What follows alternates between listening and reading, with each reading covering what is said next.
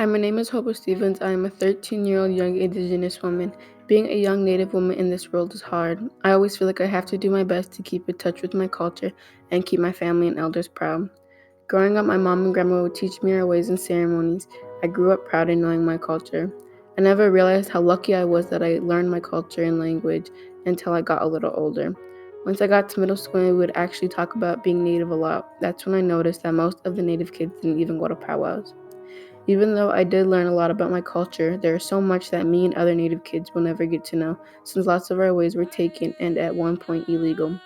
Since my mom was the main one raising me, I only got to learn my Lakota side. My dad was always around, but would still be in and out my life. Since he wasn't there a lot of the time, I never got to learn my Oneida side, which makes me feel like I'm disappointing my grandma since she isn't here either to teach me. I grew up around everyone in my life being Native since I went to a Native American charter school and my whole family is Native. I never had to deal with being judged about being Native until third grade when I had to change schools. I switched to a school where it was mostly white and Hispanic people. I was the only Native kid in my grade and I attended the school for 2 years, and during this time, I would always get looked at or called on when we were talking about Natives. It never really affected me until kids would start asking about my name. I would tell them because I didn't think anything was wrong with it, and they would say, "Oh, Hope, your name sounds like this," or "Your name sounds like that." And after that, I kind of stopped telling people because I thought my name was ugly. But I soon realized my name was beautiful because it literally means beautiful in Dakota. Being Native, there are lots of problems and struggles that we face.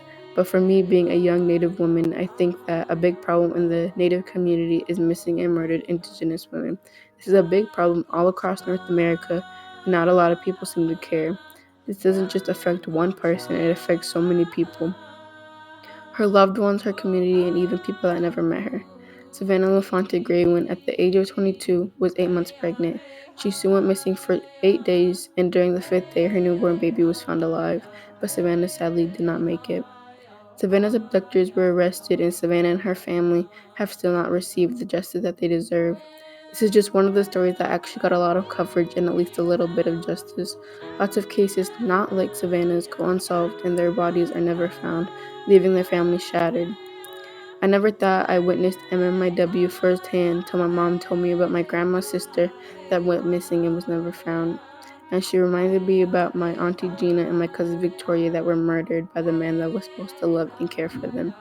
My family is still hurt from these, just like lots of other families. Through all the struggle and genocide my people have gone through, we are still here. I am a proud young Indigenous woman.